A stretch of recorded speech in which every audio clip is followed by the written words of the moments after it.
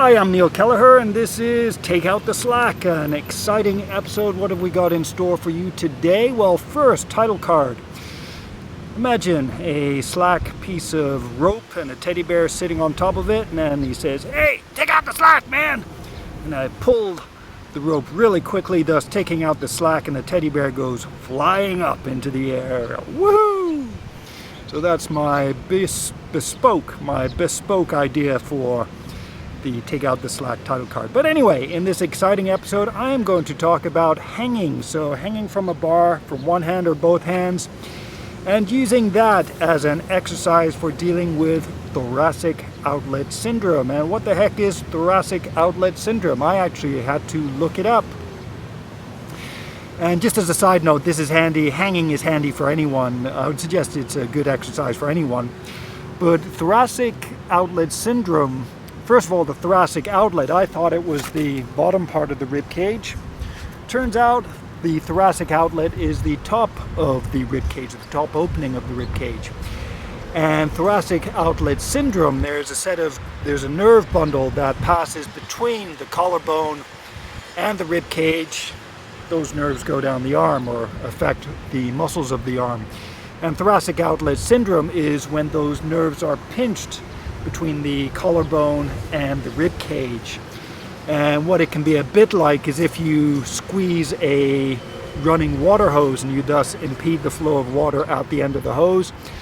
But with nerves, what happens is those nerves, probably what happens, or maybe what happens is when those nerves get pinched, it affects their ability to send data, to send and receive nerve impulses to the muscles, to and from the muscles.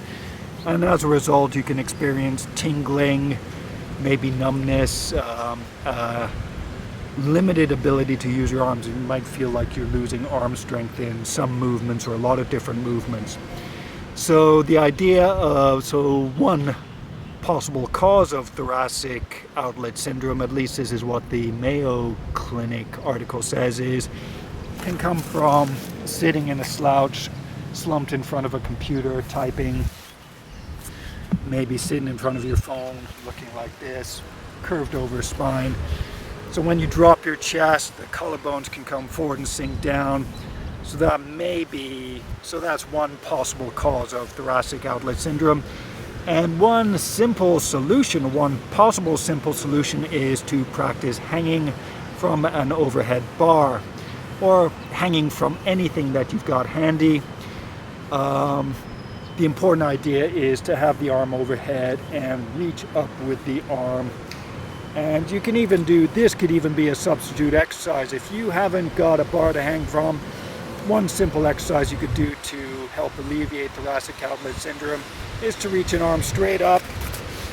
Notice how the collarbone's hard to see, but you can reach the collarbone up away from the rib cage. You can lift the ribs and stretch up with your arm, maybe keeping your neck long as you do so, and then you can repeat with the other side.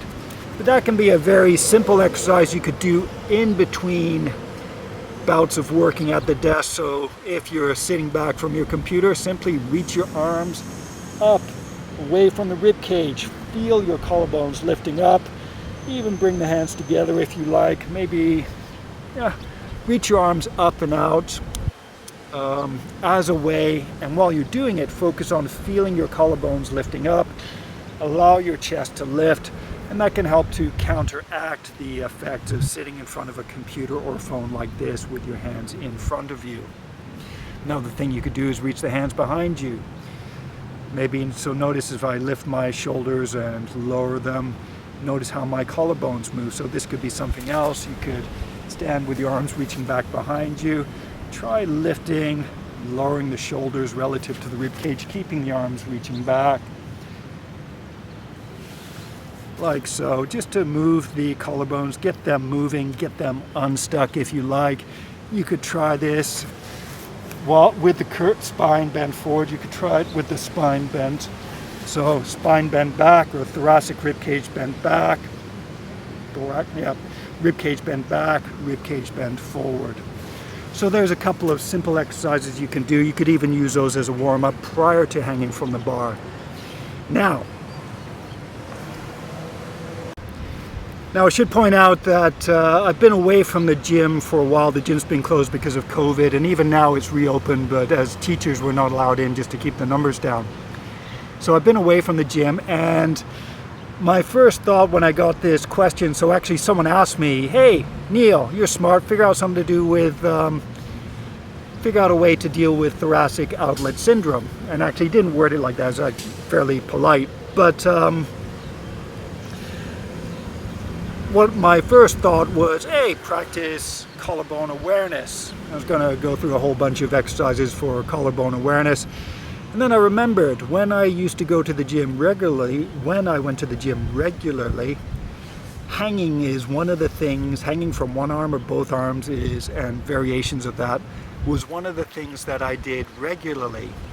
And even though I can't hang that long, maybe 5-10 seconds with my feet lifted, it's slowly gotten up, but it's something that I do regularly. And then I had the inspiration, the satori, hey, why not use hanging as a possible solution? Why not talk about hanging as a possible solution to thoracic outlet syndrome?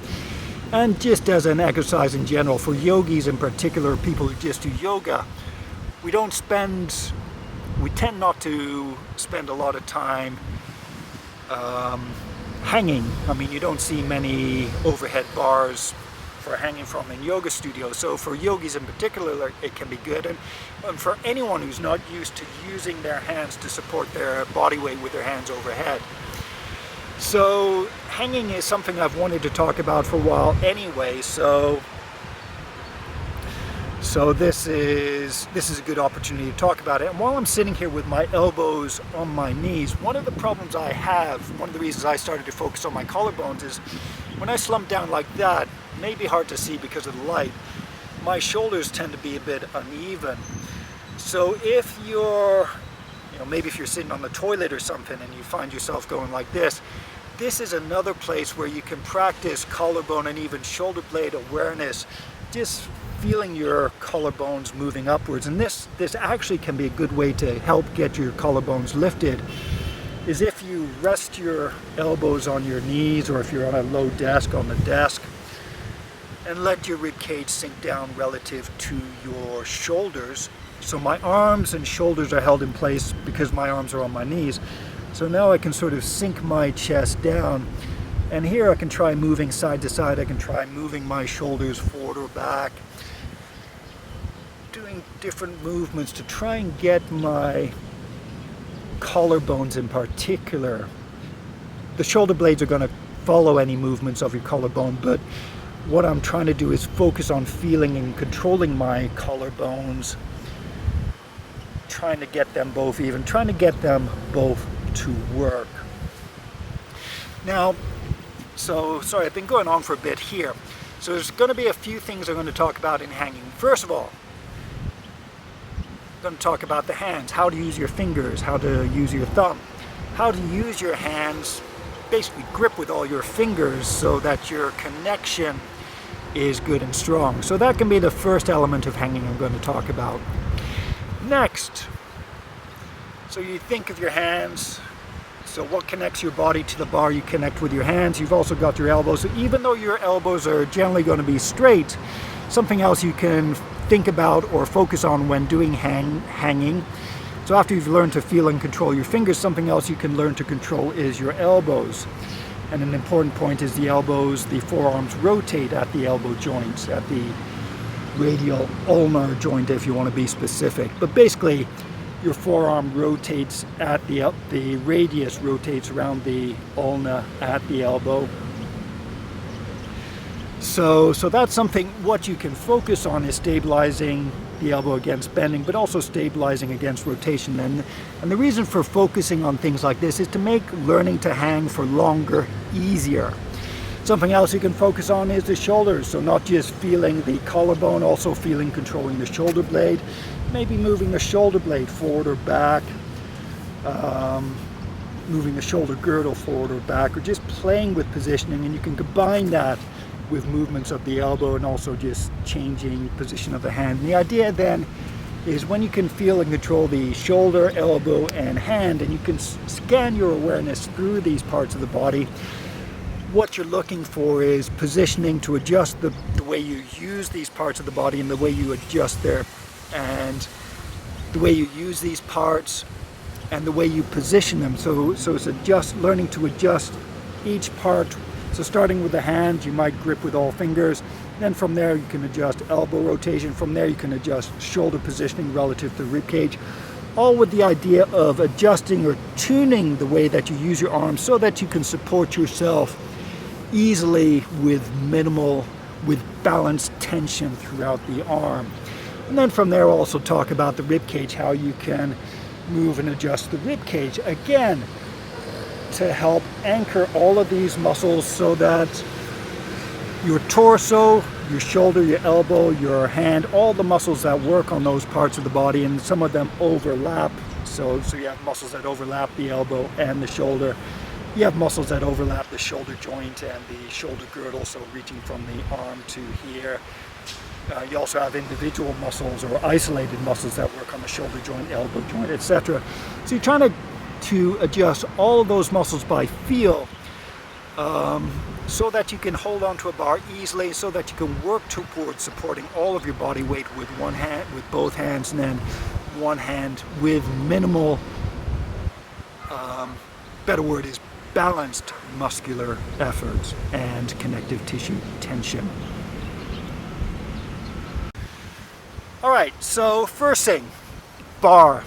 Ideally you've got a bar to hang from and something else. So at the gym I like to use, as much as possible, I like to, if I have the option of hanging from different shape bars, like there's a rectangular shape bar that I use that forces my palm outwards relative to my fingers. So here on this bench, let's see if I can sit. So this bar is fairly thick around. So something else, if you have the choice of working with thin bars or thick bars, play around with both. Something else you can play around with is gripping with your whole hand, gripping with just the fingers like climbers do. Yet another thing you can do is play with thumb position, wrapping around.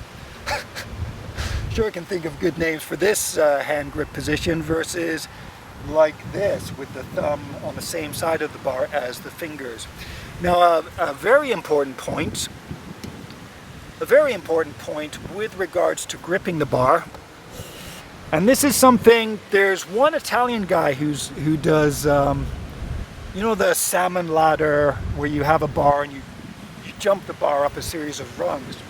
There's only one guy, this Italian guy, he just whips up this thing like nobody's business.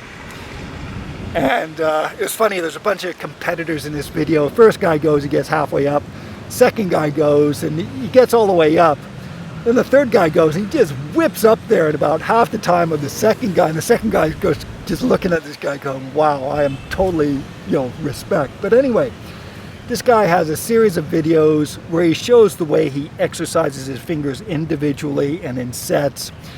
And he's the only guy I've seen who talks about how to actually use the fingers, or talks about using the fingers, or indicates it. But anyway, one of the things that you can focus on, the key things that you focus on when learning to hand, is use your fingers.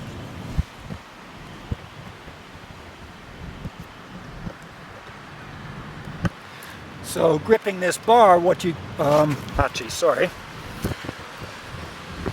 So gripping a bar, one of the things you can do is focus on each finger in turn. Feel your pinky finger, feel your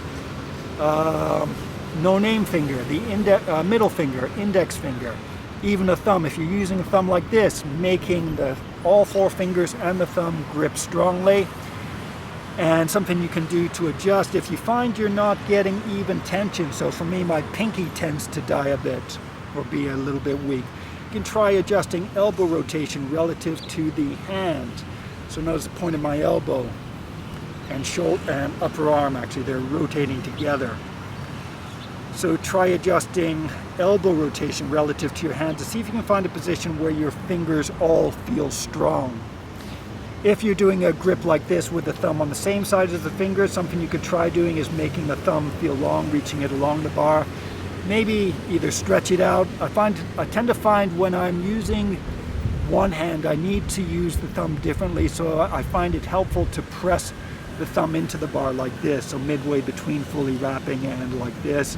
So pushing the thumb into the bar like this or like this. The way I'm hanging will actually, what I'd suggest is move your thumb around, but make it active in whatever position you choose, but find a position so that you can use your entire hand to grip strongly. Unless of course you're practicing using a portion of your hand, so something else you could try doing, gripping with your index finger, maybe pulling, middle finger, no-name finger, pinky, and then you can try pairs of fingers, pairs of adjacent fingers, and then you can try triples, so these three fingers, with or without the thumbs. You could try pressing down on the thumbs as well as a way of getting used to using all of your fingers,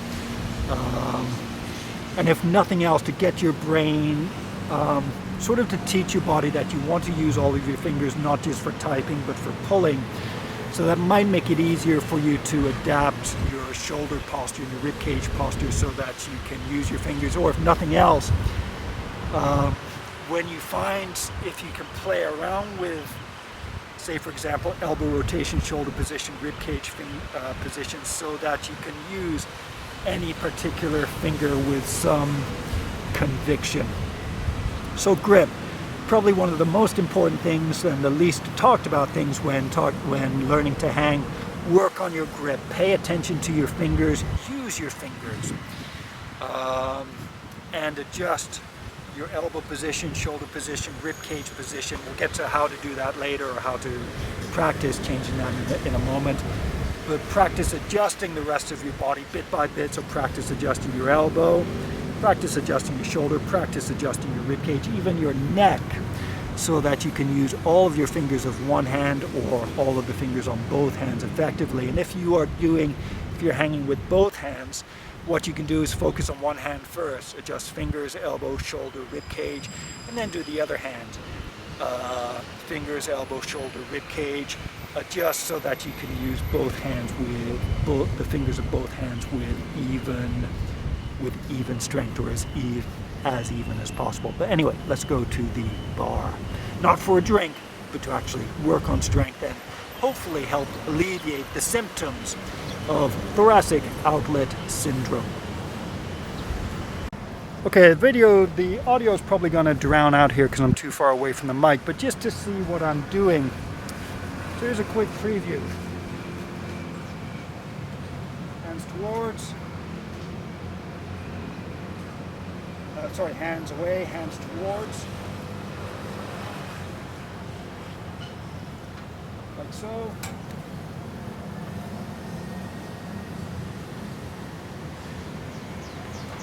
And then one hand,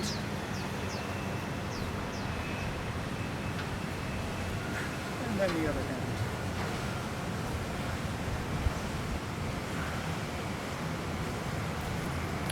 So let's come up a bit closer here.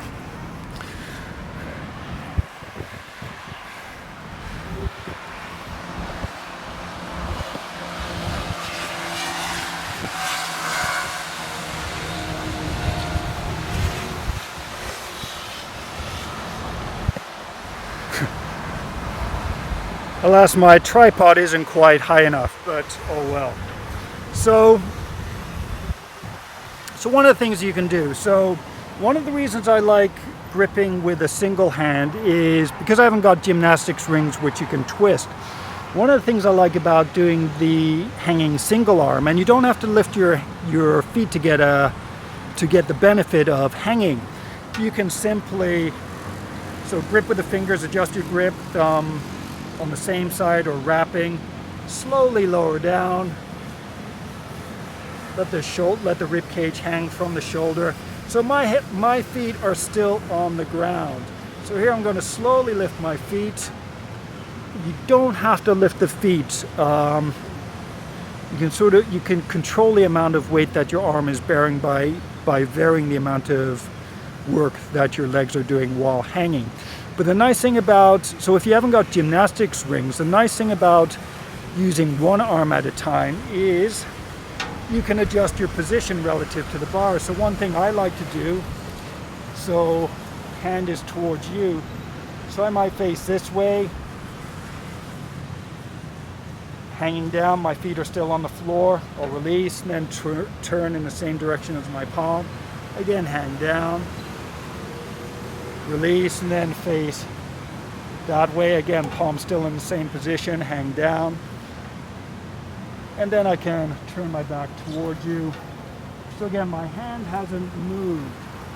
This one's a bit more, let's say, challenging. It's right at the range of the move, especially on my elbow. But that's one of the things I can do with one hand at a time. But if I wanted to do both hands at the same time, then as I showed you, I could do like so, hang down. Then I can have my hands facing like so. Change grip so the other hand is in front. And then, so palms away, palms facing, and then like this.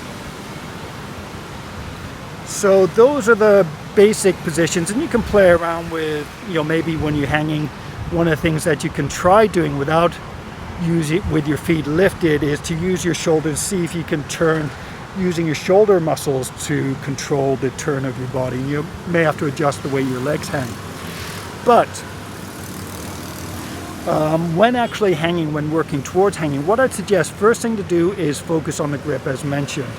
So get your grip set up, figure out which way you want the thumb, feel all of your fingers, and then slowly lower down. And what you can do is you can either move your body or you can move your elbow and your body together. So actually that's probably the better instruction. You move your body and the elbow together, find a position where it feels like your fingers are all strong. So for me that's slightly turned away, but rather than just say, I got to slightly turn away, do it by feel. Try and find a position where your hand feels strong. Something else that you can do then is once you get used to that, using your hands, this might take a couple of practices, but once you get used to using your fingers with the thumb in either position, then maybe focus on making your elbow feel strong. And with the elbow bent, it's a bit easier to make the elbow feel strong. You feel your biceps, triceps activating your forearm muscles. Then the idea is to try and make the elbow feel strong. It's like twisting, but without allowing your arm to twist. So try and make the arm rotationally stable at the elbow joints. And then, so what you can do then while hanging is first activate your fingers and then activate your elbow. Or activate your elbow and then activate your fingers. Play around with it, try both. Use whichever one makes your fingers feel strongest. Eventually you won't have to worry about sequencing, you just make your elbow and fingers strong together as you need to. So again, with one hand, you can do this with both hands, fingers strong, and here, elbow strong. And again, adjusting position of my body, lifting my legs if it feels right. Now another thing you can do, and this I would suggest a movement-based exercise, and I'm going to lower the camera a little bit, is to move the shoulders while hanging. And so the exercise is first to move the shoulder while hanging. So fingers strong. I'm not going to worry about the elbow for this one. I'm going to adjust my position. Then from here, shoulder forward, shoulder back. Shoulder forward, shoulder back. I'm going to change grip here, so maybe it's a bit easier to see. Shoulder forward, shoulder back. So what's actually happening is my chest is moving more relative to my shoulder rather than my shoulder moving relative to my chest, or they're both moving. So if I'm standing, it's easy to move my shoulder relative to my ribcage without my chest moving. Hanging is going to be there's going to be a bit of movement of both relative to each other, but it's something that you can feel at the shoulder blade and even if you wish at the collarbone.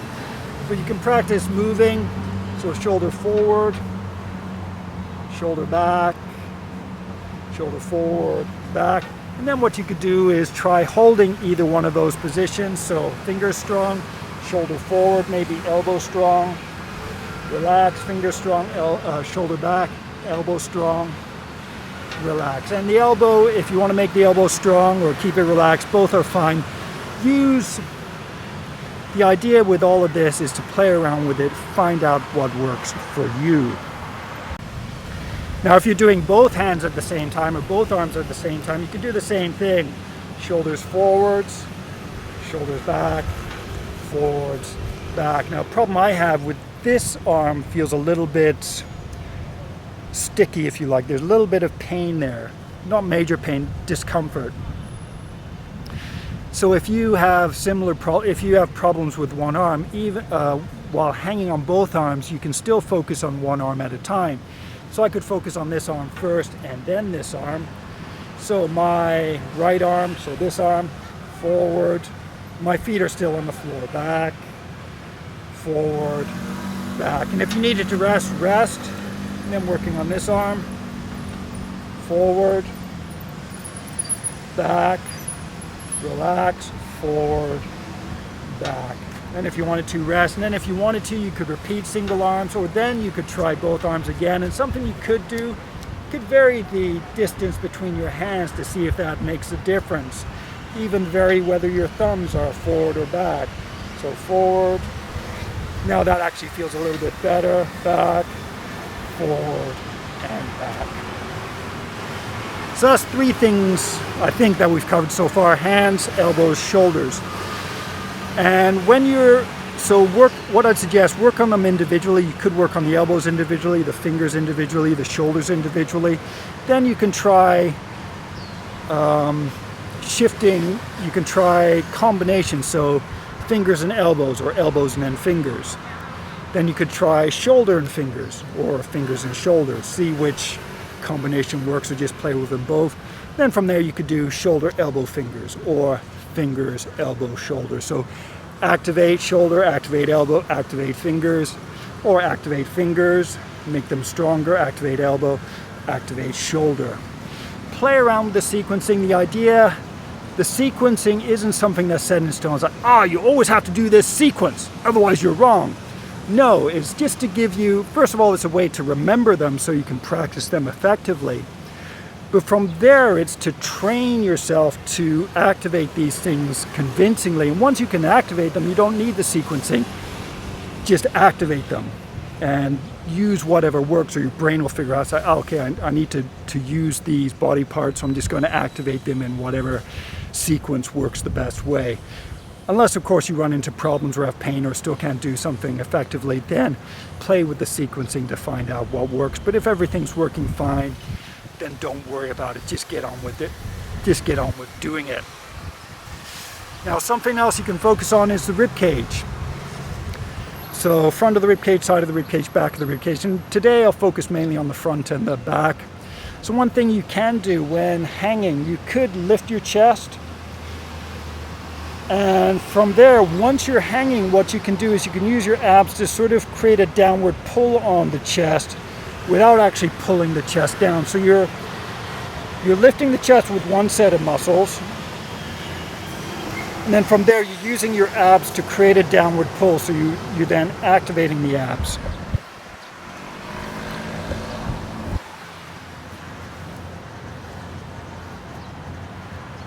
Which way? Okay, chest lifted, abs engaged.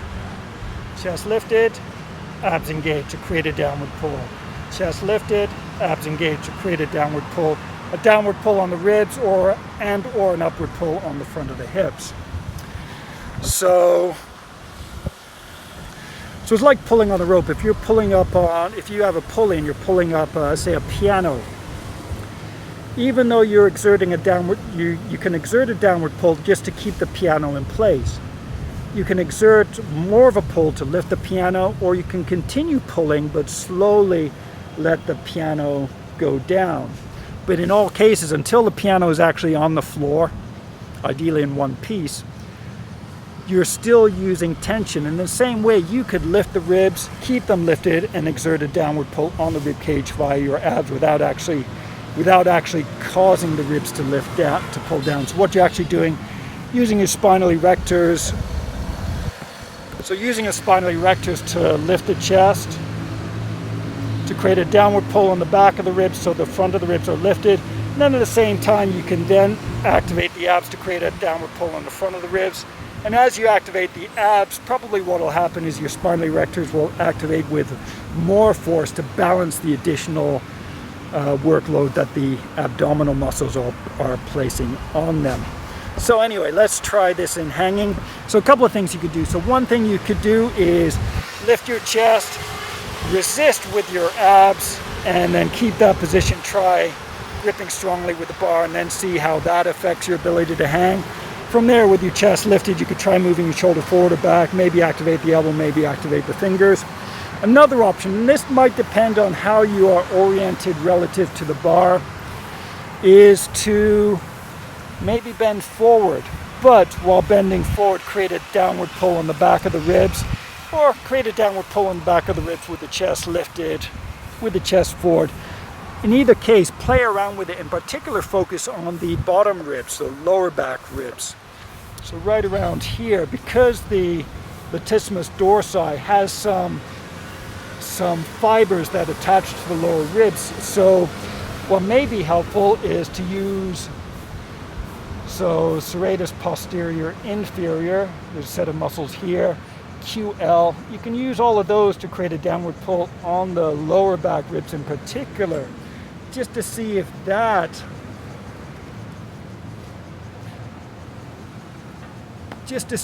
makes it easier to hang, even from both arms. Create a downward pull on the lower back ribs, see if that makes it easier to hang.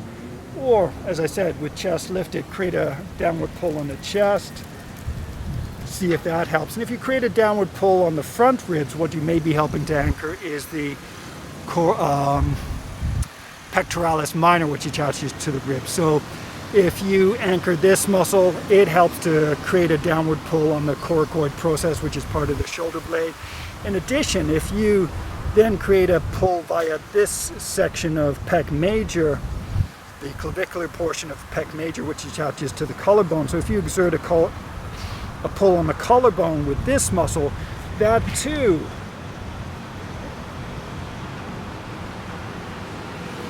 in combination with pulling down on the front ribs, you may find that too makes it easier to hang. Maybe, maybe not. The key point is try this stuff out, figure out what works for you. So I should finish off. So once you've done that, so once you've gotten a feel for your fingers, elbows, shoulders, rib cage, waist, from there you can play around. If you actually can get your feet off the floor, then you can start playing around with the way you let your legs hang from your hips. Work at activating your leg muscles, even your glutes, your hip flexors, hamstrings, because those can have an effect. Your latissimus dorsi attaches to your hip bones, to the back of the hip bones. So if you want your latissimus dorsi to be firmly anchored, you may find it helps to activate your butt. There's actually a strand of latissimus dorsi attaches to fibers of the opposite gluteus maximus. So if you, in addition while hanging, so once you've sorted out all of this stuff, something else you can play around with is activating your hip muscles, even your thigh muscles, so that they affect the hips, so that they affect the latissimus dorsi. And so what you're working towards is getting more and more of your body involved in the act of hanging. So you started with your hand, but you're actually ending up not only feeling your rib cage, your neck as well, maybe making your neck long, just in the position of your head relative to the rib cage. Notice how that affects your shoulder and your arm and even your grip. But eventually working towards making the whole body part of the process of hanging from both hands or one hand. Now, as a final point, I should say that I've talked a little bit about muscle control, controlling the rib cage. This is something I teach a lot in detail in some of my online courses. If you're interested in finding out more about those, check out the link at the end of the page, or just check out my website, takeouttheslack.com. All one word, there's no dashes. Or you can check out my older website, sensationalyogaposes.com or zeroparallax.com. Check them all out. But you can subscribe to my membership program. It's only $40 a month, and you can cancel at any time, $40 a month or less. and that gives you access to all of my muscle control videos, so you can learn how to do things like make the elbow strong, how to use your shoulders. Currently the videos tend to focus more on lower body work, but the same principles I use for teaching students how to feel their hip flexors, glutes, hams, how to activate inner thighs, outer thighs, how to use combinations of those muscles, how to activate them if you're having difficulty. The same ideas for using the leg muscles apply to learning to feel and control the arm muscles. So if you're at all interested in learning more about feeling and controlling your muscles, check out those. But otherwise, if you want to, subscribe to my YouTube channel or Instagram. But thank you very much for watching. I do hope this was helpful for, if you do have thoracic outlet syndrome and it's not a medical issue, it's just something you need to exercise. Hopefully this video helps. And if you have any requests for further videos, please let me know. But otherwise, have a great day. Thank you very much for watching. Mark. And one other exercise you can do, and this isn't full hanging, but again, if your bar is too short, something else that you might find quite comfortable as a way of stretching your arms with your arms overhead. And there's a stretch I used to do called Spider-Man wall stretch, where you rest with your arms against the wall, let your chest hang down. You can be kneeling or lying prone, but this is a sort of a variation of that stretch, but with feet on the floor.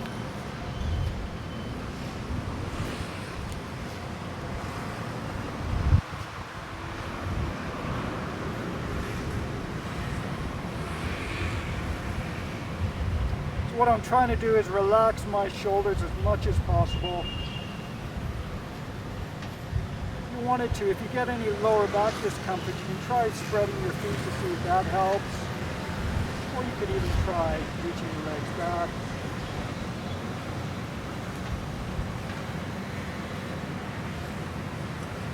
And that could be one very simple way of exercising your shoulders. Don't have to worry too much about grip. There's definitely a grip component there, but that can be one very simple way of stretching your shoulders in the overhead position and maybe helping to deal with thoracic outlet syndrome. Anyway, thanks yet again. Have a great day. Bye-bye.